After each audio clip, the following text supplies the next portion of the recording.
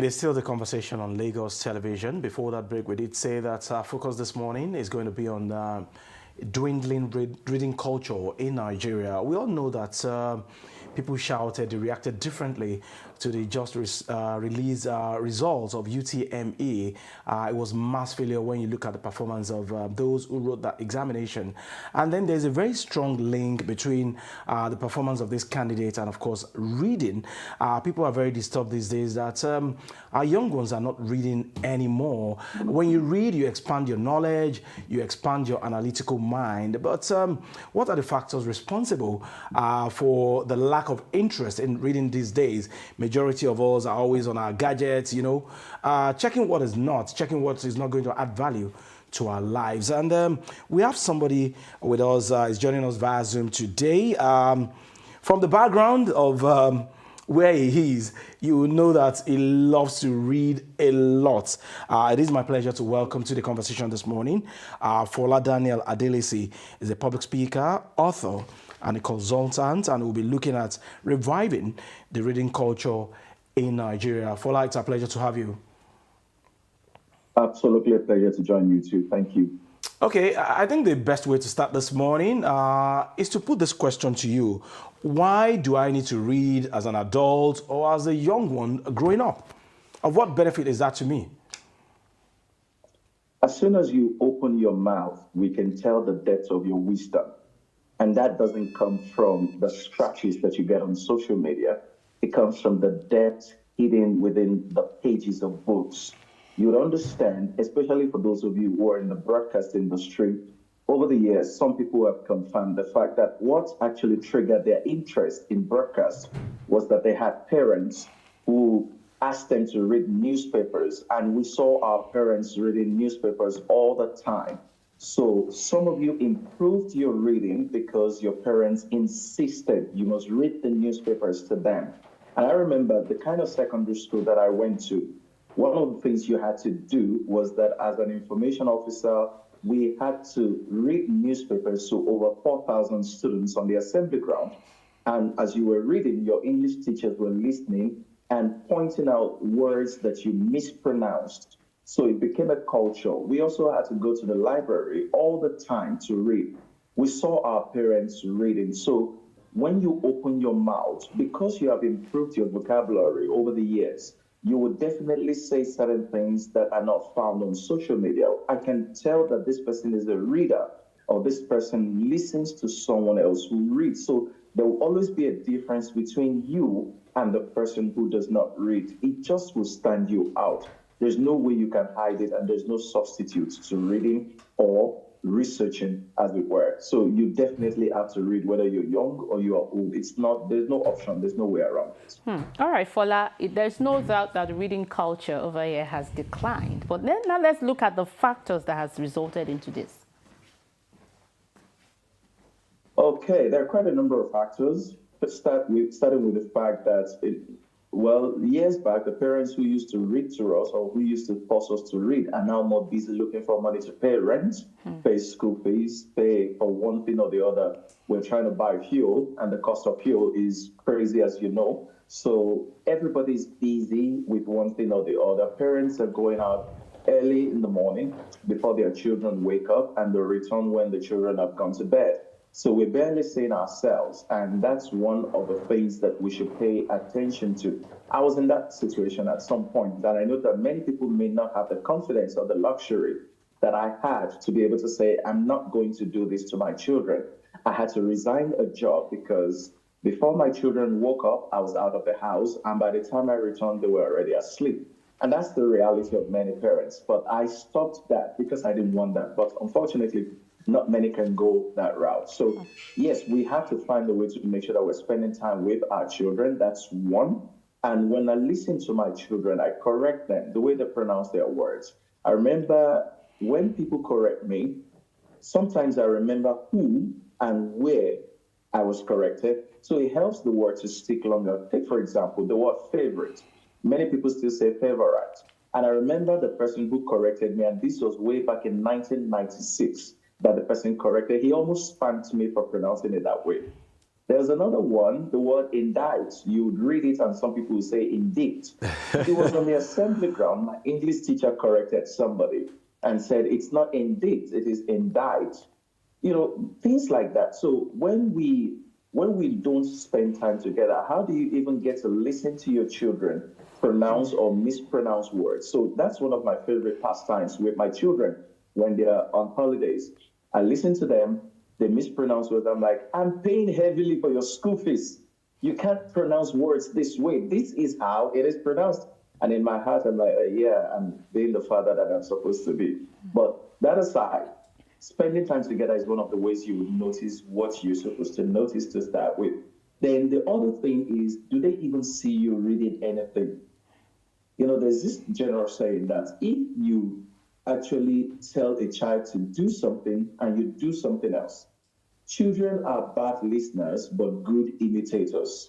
So they will imitate what you do and not what you say.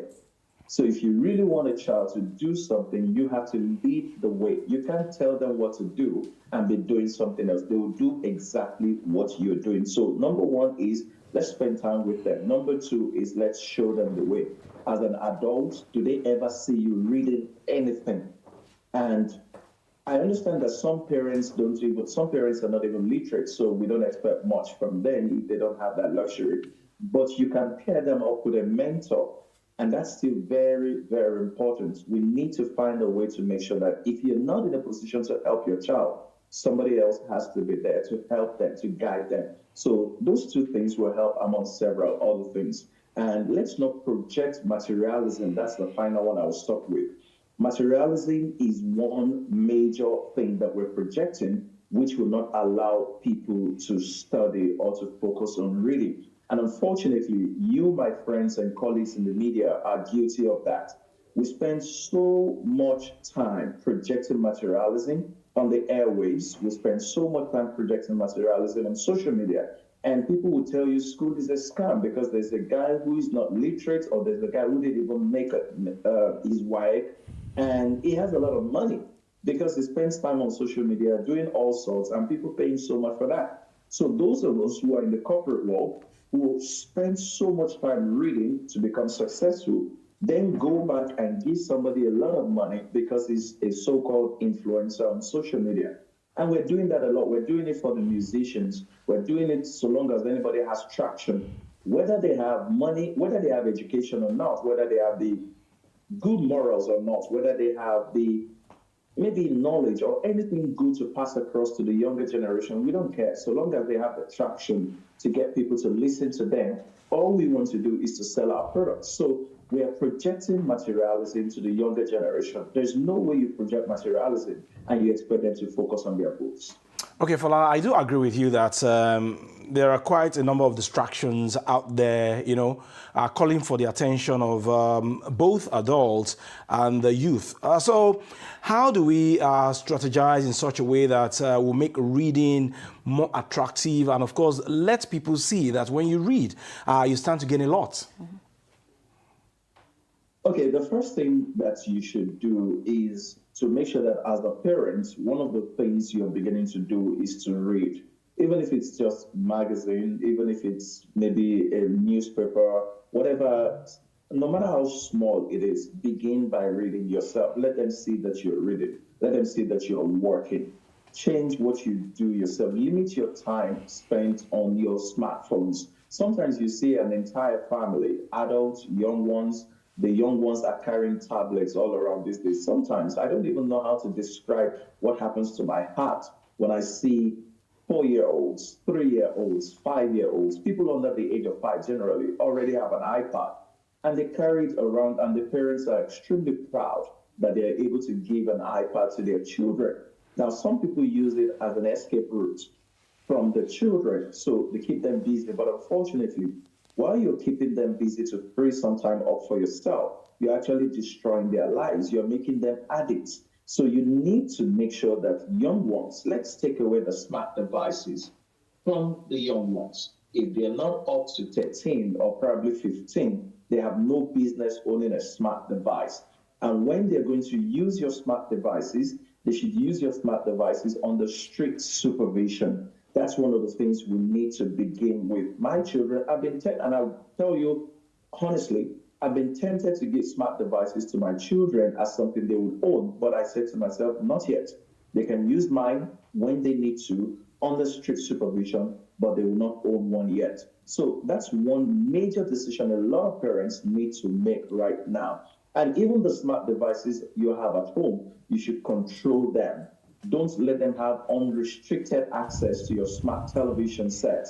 Don't let them have unrestricted access to maybe even the computer at home that is meant for them. Don't let them have unrestricted access to it. We need to work on that. They should use these things to develop themselves. So if you cannot create a regimen that will help them develop themselves, there's no point giving them unrestricted access to these things.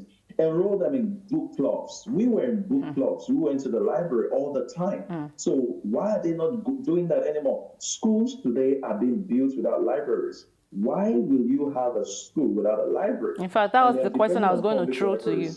That was the question I was going to ask you now, that when you look at the curriculum today, does it promote healthy reading culture? You just said that while you were in school, you used to read the newspaper. Now, I don't think any school does that. That's a major challenge, and that's one thing that, unfortunately, let's also admit that many of the teachers are overwhelmed, and some of the proprietors who own these schools just see their schools as a business venture. While I understand and I appreciate the need to make money, there's more to owning a school than just money making.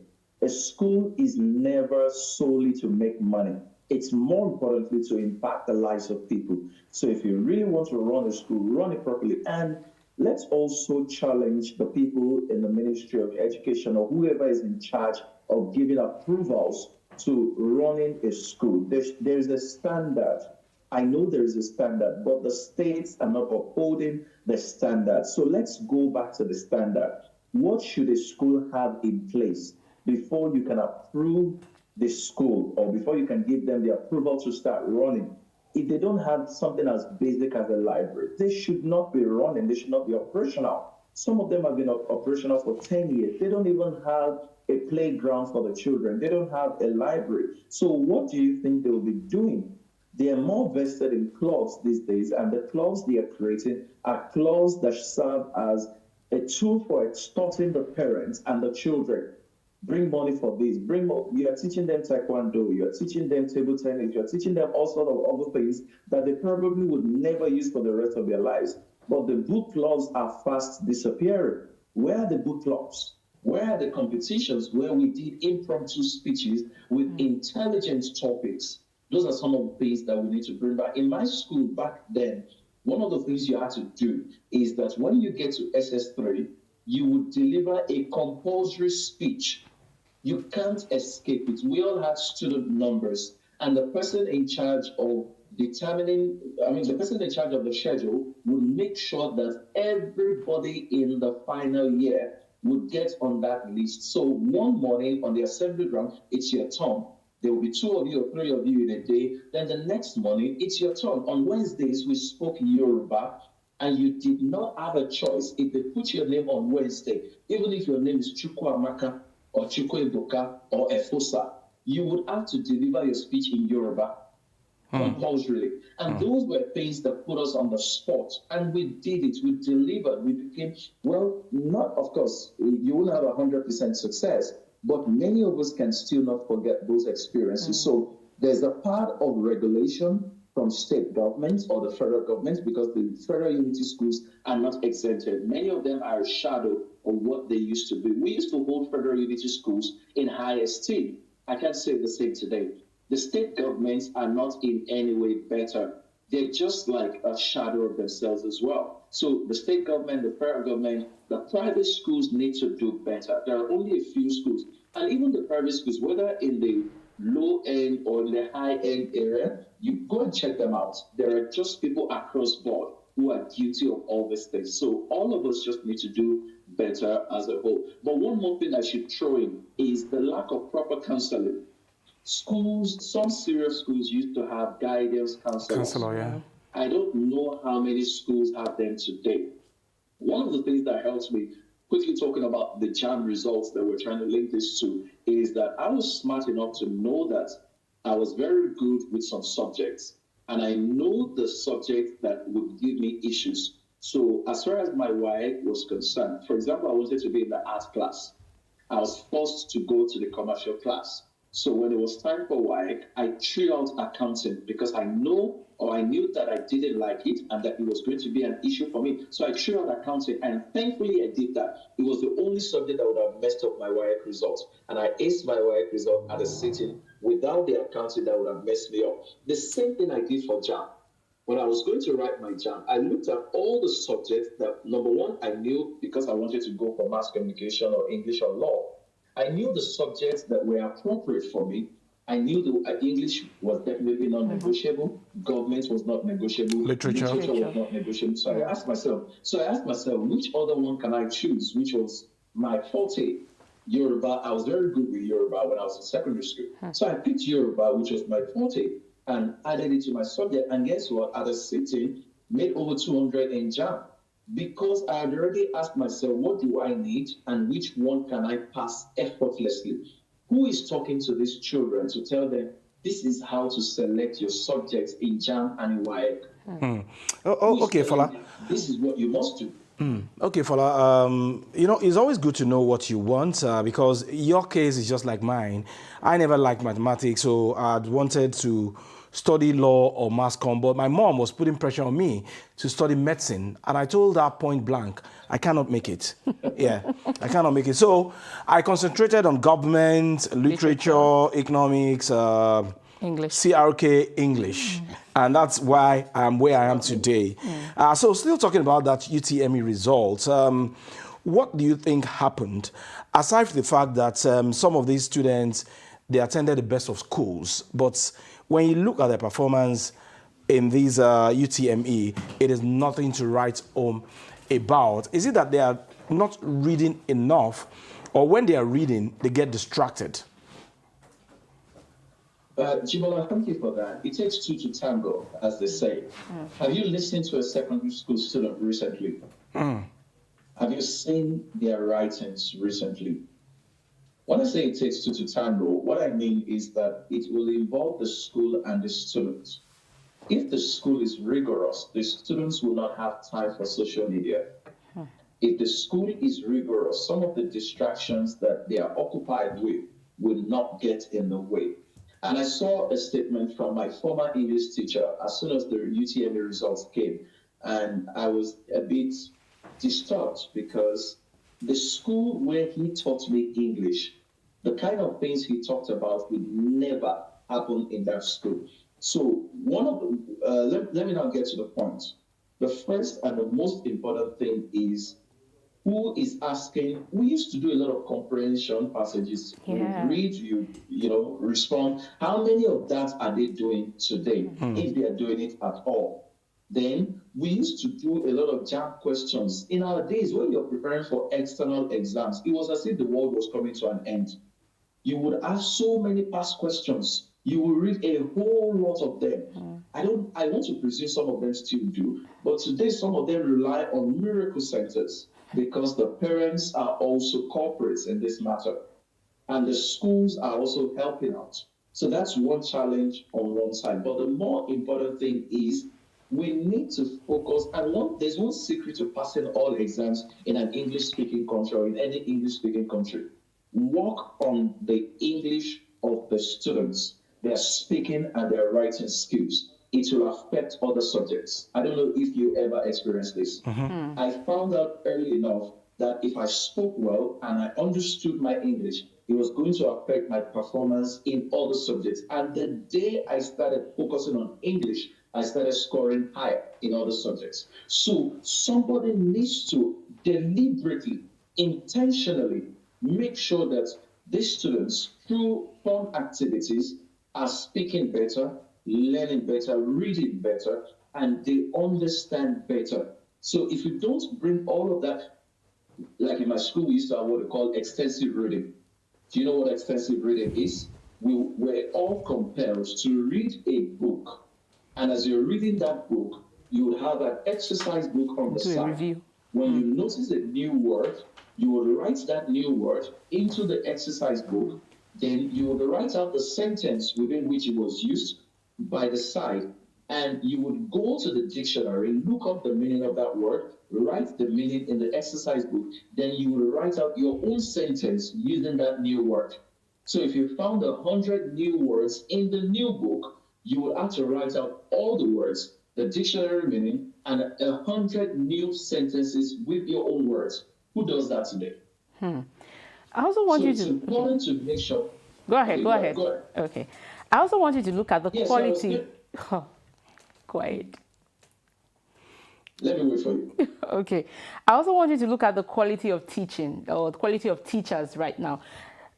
We find ourselves in a society where a lot of people just go into the profession just to earn a living.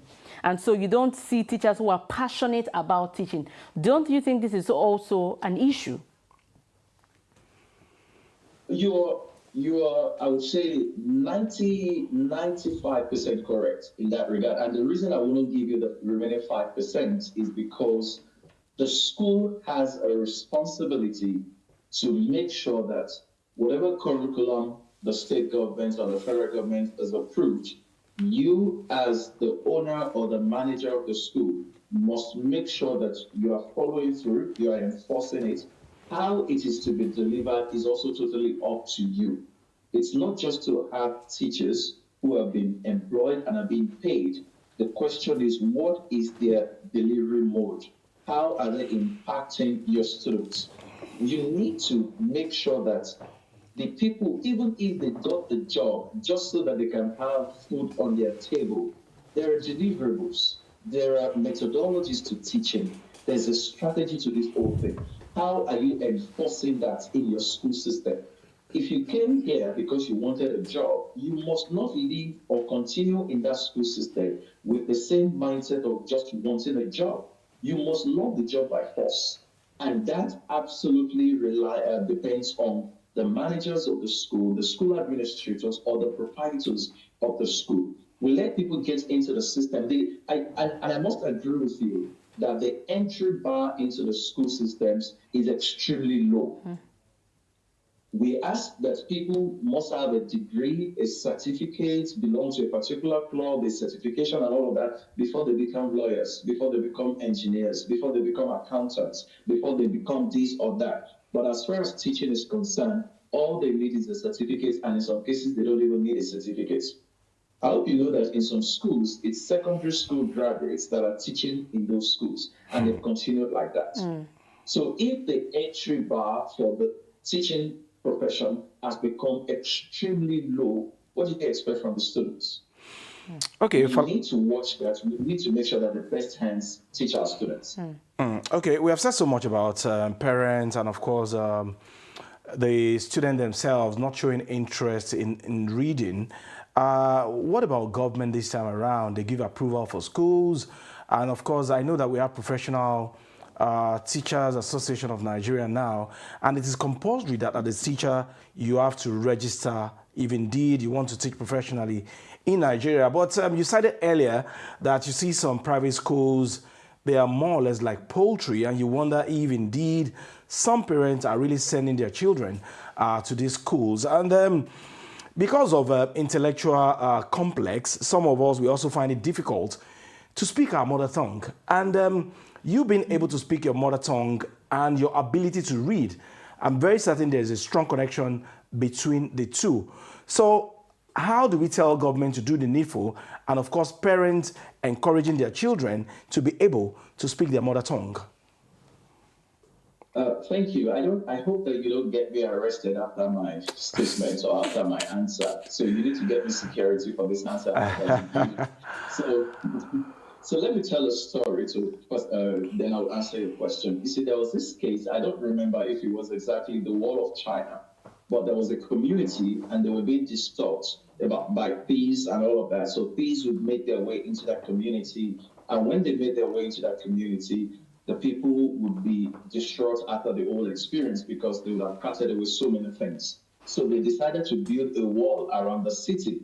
And the thieves found out about the plan to build a wall around the city. So they didn't even bother themselves. They allowed the community to build a wall. And when the wall was completely built, what they did was to simply go to the security men, bribe them, and walk through the gates. Why stress ourselves jumping over the fence when we can simply bribe the security man and walk through the gates? So the gatekeepers compromised the community after the plan to secure the entire community using a fence. So they said that it's just a waste of time to be jumping fence, and some of us can even get injured, or some of us can't even jump. Now, that proverb says a lot. And what does it mean? The government has a regulatory role over the people. Unfortunately, it's the government that has colluded with some people to drop the standard, to compromise on the regulatory standard that has been approved by the same government. And when I say the government, I'm talking about people who are employed by the government to make sure that these schools are held to a standard. The question is, how many school owners can say that they have not paid a bribe to get approvals to run their schools? How many school owners are actually doing what is expected of them by the government? And why would they not do what is expected of them by the government? Is because somebody will come from the Ministry of Education or from any of the regulatory agencies as far as the building is concerned or the standards are concerned. And this person will be paid some amount of money and they will look the other way. So there is a problem because somebody in government or somebody in civil service is being paid to look the other way. That's number one. Number two, of course, the person who is paying them is just as wicked as the person who is collecting the money to look away. But what we then need to do is government has to wake up. We can't allow schools to just spring up, come up with different names, come up with different things. And the most important thing they are doing is just to collect money. So that has to come to an end. Then, as far as the leader, that is the governor of the state now, if they see the body language of the governor as being very strict, I think that a number of people will sit up, they will align themselves, and we really need to work on that as well. So let's work on the body language of the governor has to show this interest in this kind of system that we have currently. He needs to show that, look, I will not tolerate anything that is not right. We need to stop all this nonsense. And when the people read the body language of the governor, I think they will sit up, or the president as well, who is in charge of the federal schools. I think people will sit up. So that's very, very important. Okay. Because the rules are there already anyway. Fola, what about the one, the other question that I added to the previous one, your ability to speak your language? Okay. How does that affect your reading? Fantastic. It's very important. I'll take Wole Soyinka, for example, and some of the people that are famous that we know. You will notice that when they speak their mother tongue, they will speak excellently well. And when they speak English, they will speak excellently well. Now, this is something I have to be careful how I say this. I'm not sure. I hope this doesn't, affect some people. I said to somebody who is Igbo, I said, have you noticed that when you hear someone who is Igbo, for example, who also speaks Yoruba or speaks one other language, and it's the same for any other person, whether you're Yoruba and you speak Igbo or you speak Hausa, people who are able to speak multiple languages, have you noticed that they speak English better and their vocabulary is rich? The reason it helps or it imparts your language is that when you're speaking English, for example, you're speaking from either the Yoruba or the Hausa or the Igbo that you understand. And they all have rich cultural heritage that is reflected in their languages. For example, in Yoruba, we have what we call Ewide. We have what we call Akonluede. The Yorubas will say Owe Leshin Oro or Leshin Owe, Oroba Sonu, Owe Lafin Wa. And it says so many things. You listen to the lyrics, you are wondering what exactly a Yoruba person can be talking about traffic. At the end of the day, you realize that what he's talking about is not traffic. It only takes a smart person to quickly decode this person isn't talking about traffic. No, it's not traffic. So the same thing for the Igbos, for the Hausas. So yes, there's a deep connection with speaking your language, your mother tongue, and speaking English, because you would think in that language. I teach a class of corporate professionals these days, and one of the challenges that we have is that some of them speak French, some of them speak Spanish, some of them speak Portuguese. And when you're teaching them in English, they're first of all trying to process what you're saying In their language. Spanish, or Portuguese. Exactly. So what we now did was to create manuals for them in those languages so that as you're teaching in English, they understand. So we need to find a way to make sure that people understand and speak unashamedly, speak their mother tongue. There's nothing to be ashamed. Why would you be ashamed of your mother tongue? Hausa, Igbo, Yoruba, Ibibio, Efik, whatever language you speak, there's no reason to be ashamed of it. And it helps. It makes you more eloquent. The flowery language that you speak will be a lot better than the other person who doesn't speak any other language. And that's why imagine why were people impressed with somebody like Wole Soyinka speaking at an international conference and saying things like, when I saw the situation, I spoke to my legs and my legs began to cooperate. Of course, you know that in Yoruba, that simply means Mo fẹ́ ṣe mi sọ̀rọ̀. What is the equivalent? What is the equivalent of Mo fẹ́ ṣe mi sọ̀rọ̀ in English? I spoke to my There's no such thing. So when you now translate some of the beautiful things that we have in our mother tongues, then your English becomes more interesting, more fascinating. So it's important for us to learn our mother tongues. And I like what I'm seeing on TikTok, on Instagram with some mothers, Nigerians in diaspora, teaching their children to speak Yoruba and to speak Igbo, giving them cartoons in Yoruba and Igbo, and insisting that they speak their language. Because at the end of the day, they'll become better speakers of the English language. They'll be more eloquent and become better presenters. Absolutely. So yes, it's important to infuse that. All right, final question from me. Are there tips that you can share for a reluctant reader who wants to turn a new leaf, or for someone who is willing to, become open to reading? Okay, so if someone is a reluctant reader, first of all, we know that everybody likes money. So start with books that talk about money. Maybe that will keep you reading for a while.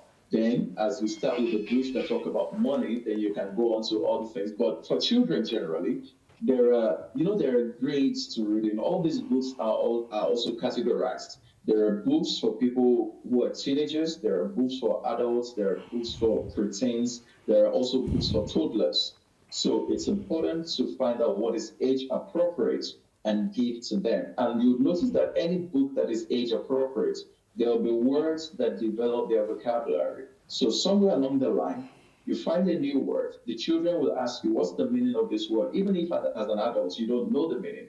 Then that's your opportunity to teach the children how to use a dictionary.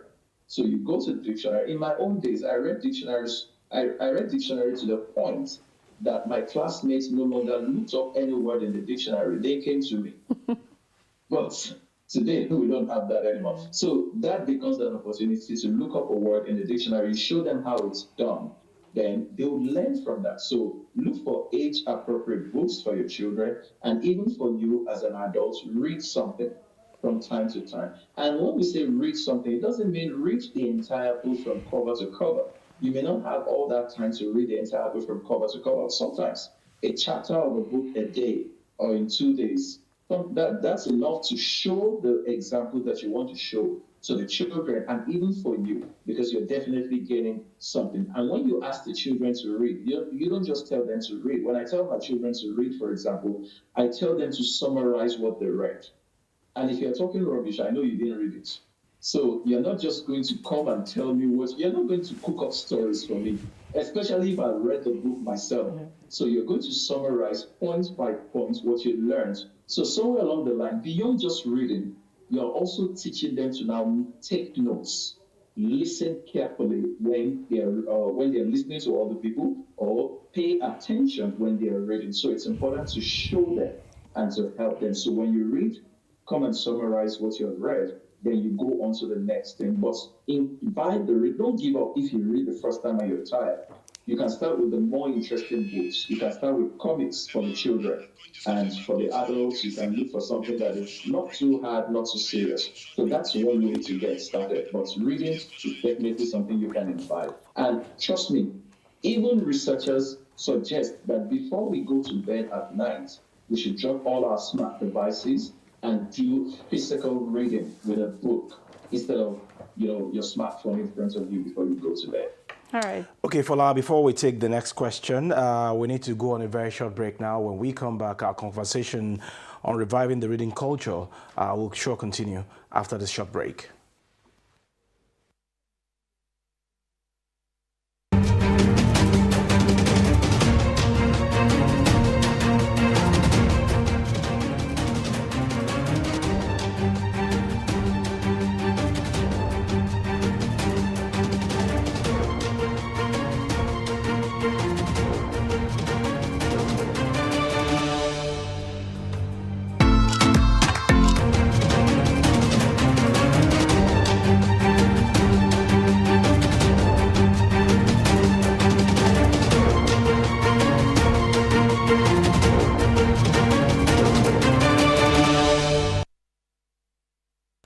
All right, we still have with us Fola Daniel Adelisi has been speaking on why we need to encourage our children to read and, of course, expand their knowledge base. But before we let you go this morning, we all know that we are in the age of ICT.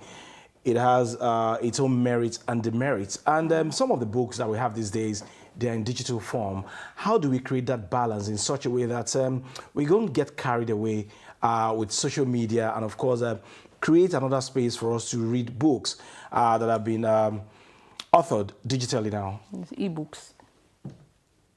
Okay, fantastic question. One of the things that we need to do, as I briefly alluded to earlier, is to make sure that your children do not use your devices unsupervised. That's very important.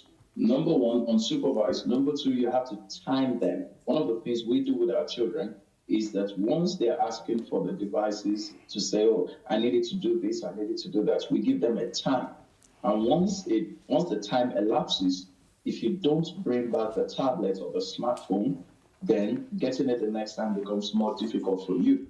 So you need to work on, number one, timing them. Number two, making sure that you supervise them or that they use it in your presence. Then the other thing is, you may want to, if you're able to, if you can afford it, get a dedicated tablet for them. There are educational tablets all over that you can get for them. And those educational tablets come pre-installed with some applications that will help your children, regardless of their level. There are some others that you can install certain things on, but you can block those applications. So they are not permitted to download any application.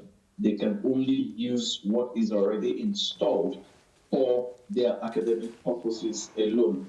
Another thing that you can do, there's something from Google. I hope that if children are listening, they will not call for my head today. So there is an application from Google that is called like Family Tree or Family Link Tree, something like that. You need to check it out. What it does is that when you have devices that are being used by minors or your children, you can, from your own smart device, link those other smart devices to your own device. And that allows you to monitor every activity on the smart devices that you're giving to your children. So that way, you are sure if they're actually studying or they're spending more time on social media, because you can see everything they're doing from your own smart device, linked to their own smart device, and it's a service from Google. And I think parents should totally explore that option.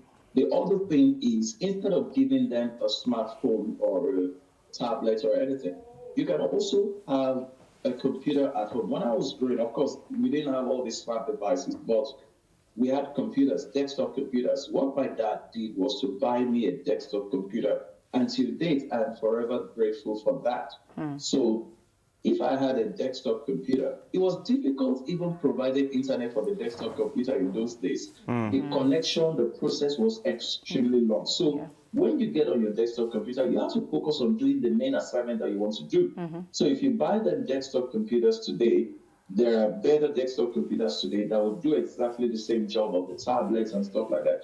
They will be more serious. And the reason I've recommended the desktop computers is that you would hardly be able to install the social media apps on them. And even the ones that can be accessed online, the user experience on the desktop computer is not the same as the user experience when you're using them on smart devices, like the mobile devices. So because of that difference in user experience, the children, the young ones will not really like, or they will not enjoy it. So it's better to let them use the desktop computers for their academic purposes.